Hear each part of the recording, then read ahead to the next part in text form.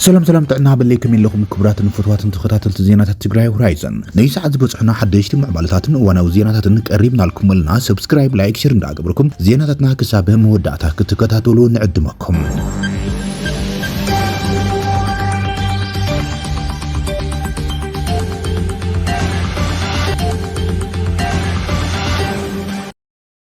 فلما لعلواي مريحنت سراويت حيد سلام تግራይ TPF بدنገተኛ ሓደጋ ተሰውዮም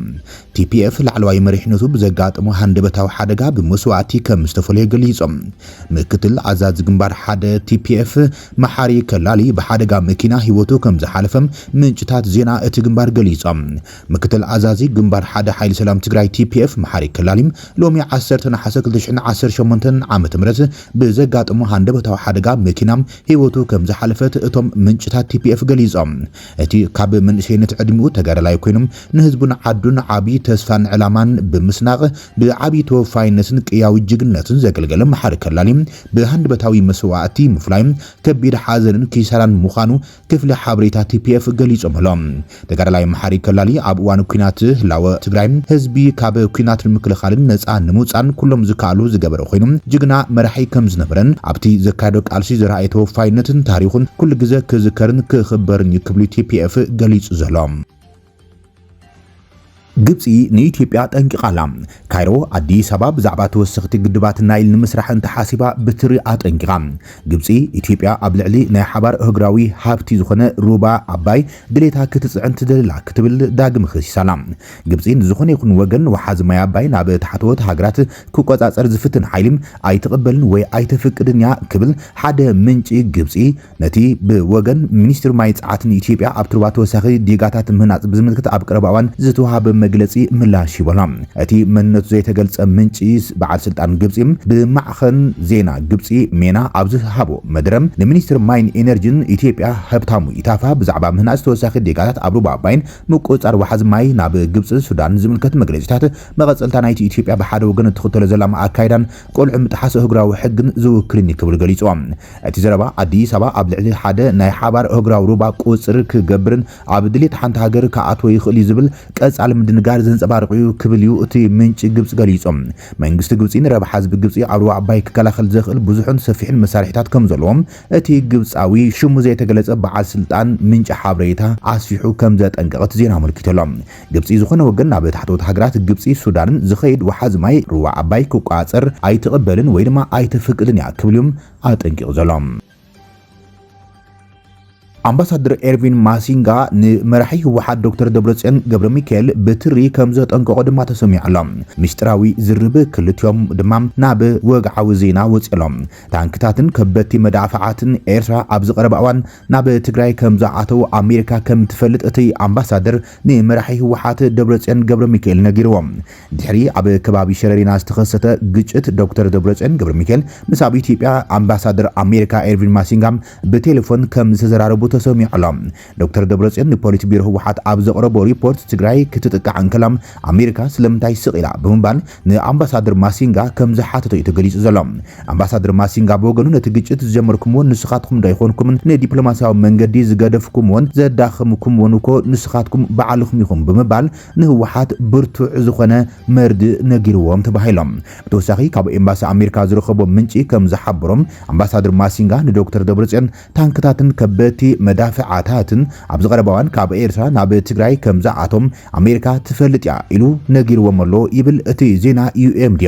UMD ሚድያ ካብ ናይ ቀረባ ኣባላት ፈጻሚ ስራሕ ህወሓትን ኤምባሲ ኣሜሪካን ብዛዕባ እቲ ዝርርብ ቴሌፎን ኣብ ዘርግሖ ሓበሬታ ኣብ መንጎ ኣቦ ወንበር ህወሓት ዶክተር ደብረጽዮን ገብረ ሚካኤልን አምባሳደር ኣሜሪካ ኣብ ኢትዮጵያ ኤርቪን ማሲንጋን ሩስን ናይ ቴሌፎን ዝርብ ከም ዝነበረ ኣረጋጊጾሎም ብስንኪ ህወሓት መንግስቲ ኢትዮጵያ ንምቕባር ዝዓወጀ ጎስጓስ ስዒቡም አምባሳደር ኣሜሪካ ኤርቪን ማሲንጋ ምስ ደብረጽዮን ናብ ግጭት ከም ዝኣተው እቲ ዜና አመልኪቶሎም በመሰረተ ሓበሬታ ምንጭታት UMD ፖሊት ቢሮ ህወሓት ቅርበ ዘሎም ምንጭታት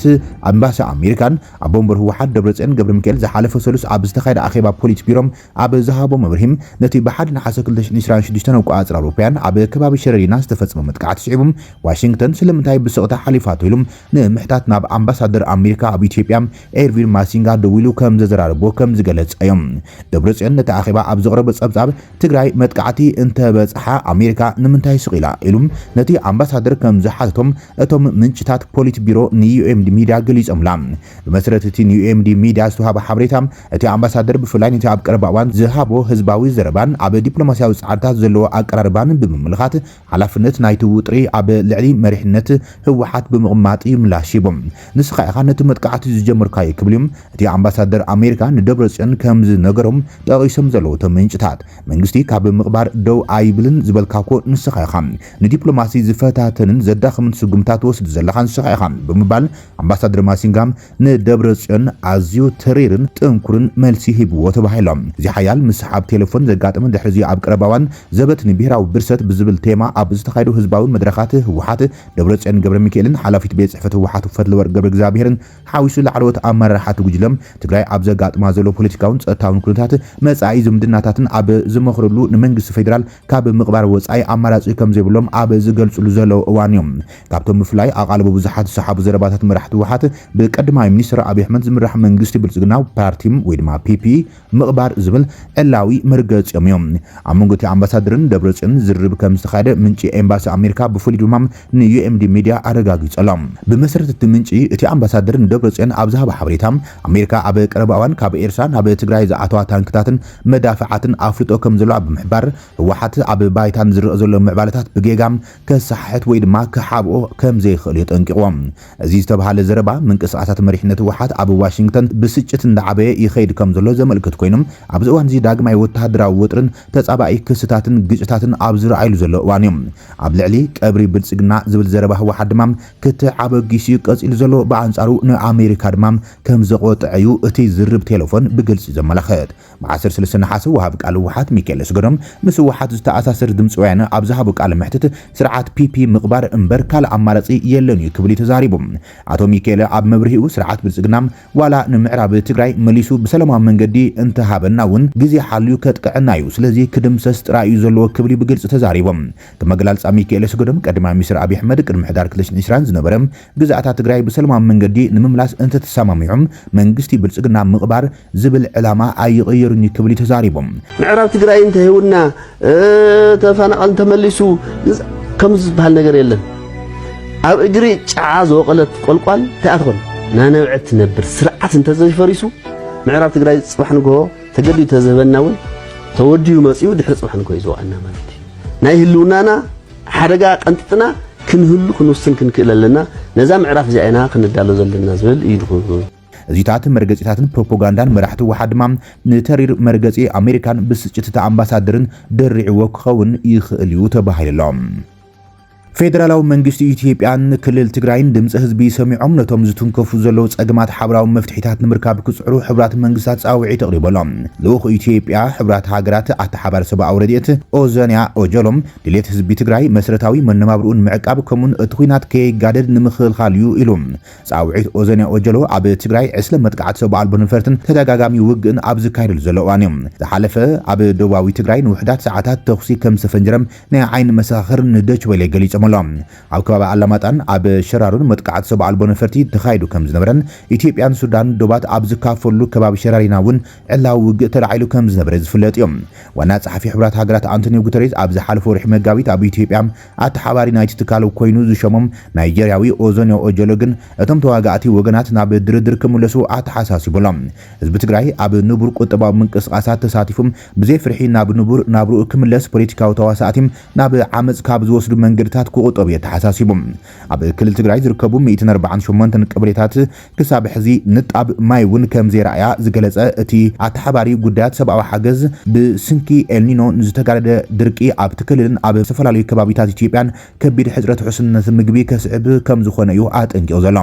ኣብቲ ክልል ዘሎ ወጥሪ ፍርሒ ፈጢሩ ኣሎ ስለዚ ህዝቢ ኣብ ማሕበረሰቡን ኢኮኖሚውን ኢንቨስት ኣይገብርን ዘሎ ክብል ብዓርቢ ኣብ ዘመሓላለፎ ናይ ቪድዮ መልእኽቲ ገሊጹ ኣሎ ናብ ክልል ትግራይ ተጓዒዙ ንሓያሎ መዳርግቲ ኣካላት ዘዘራረበው ኦዞንያ ኦጀሎም ህዝቢ ኩናት ከም ዘይደሊ ብግልጽ ከም ዝተረድኡ ይገልጾም ህዝቢ ትግራይ እቲ ወጥሪ ካህዲ ይደሊ ዘሎም ፖለቲካውያን ሓይልታት ፍልልያቶም ንምፍታሕ ኣብ ናይ ሓባር ምርዳእ ክመጹ ድማ ተጽቢቱን ድልየቱን ከም ዝኾነን እዚ ድልየት ድማ ውድብ ሕብራት ሃገራት እውን ከም ዝካፈሉ እዩ እቲ ልኡኽ ሕብራት ሃገራት ኣተሓባሪ ሰብኣዊ ጉዳያት ኣብ ኢትዮጵያ ኦዞንያ ኦጀሎ ገሊጹ ዘሎም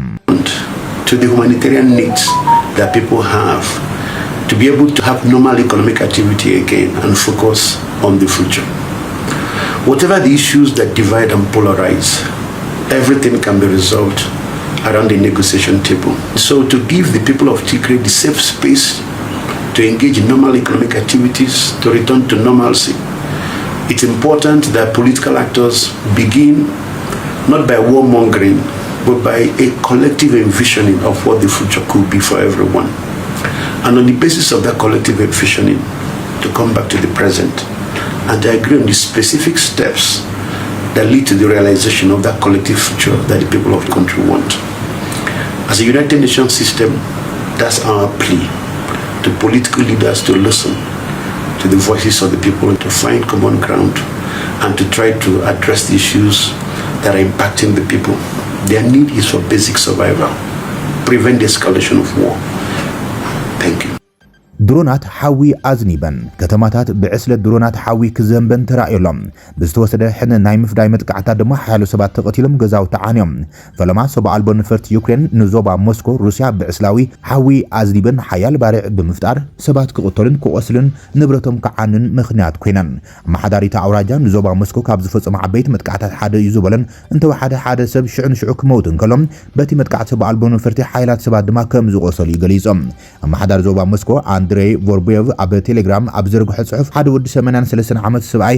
ሽዑ ከም ዝመቶም ካልኦት ሓያሎ ድማ ኣብ ፖደርስክ ከም ዝቆሰሉን ኣብ ድማ ናይቲ ዝዓበየ ናይ ሩስያ ብኢንተርኔት ዝሽየጥ ዋይልድ ቤርስ ዝኾነ መኽዝን ከም ዝተወቅዐ ገሊጾሎም ንሱ ኣብ ካልእ ሓያሎ ቦታታት ዕንወት ከም ዝበጽሐን ኣብ ከተማ ዶሞዴዶቭ ኣብ ዝርከብ መኽዝን ሓዊሶም ናብ ሓደ ካብ ቀንዲ መዕሩፎ ነፈርቲ ሞስኮ ከም ዝቐረበን ገሊጾም ሚኒስትር ምክልኻል ሩስያ ኣብ መላእቲ ሃገር 822 ሰብዓ ኣልቦ ነፈርቲ ዩክሬን ከም ዝተወቅዐ ድማ ገሊጾሎም ድሕሪ መጥቃዕቲ ኣብ መኽዝን ኮሎዲኖ ዋይልድ ቤርስ ብሮይተርስ ተቐድሐ ቪድዮ ከም ዘርእዮም ኣብ ልዕቲ ቦታ ካብ ሞስኮ ንደቡብ 45 ኪሎ ሜትር ርሒቖም ዝርከብ ቦታ ዓብይ ትኪ ከም ዝተረኣየ ኣመልኪቶሎም ዩክሬን ኣብ ዝሓለፉ ሰሙናት ንወተሃደራዊ ኣቑሑት ሩስያ ከም ዝኾነ ኢላማ ዝገበረትሉ ዋይልድ ቤርስ ኢላማ ክትገብር ጸኒሓላ እዚ ድማ ኣካል ናይትን ወተሃደራዊ ወፍሪ ሞስኮ ዝድግፍ ኮይኖም እትሪኦ ቁጥባዊ ትሕተ ቅርጽ ሩስያ ንምጉዳእ ዝዓለመ ከም ዝኾነ እዮም እዚ ከም ኢሉ እንከሎ ድማ ሩስያ እውን ኣብ ልዕሊ ዩክሬን ሕነ ናይ ምፍዳይ ስጉም ተወሲዳላ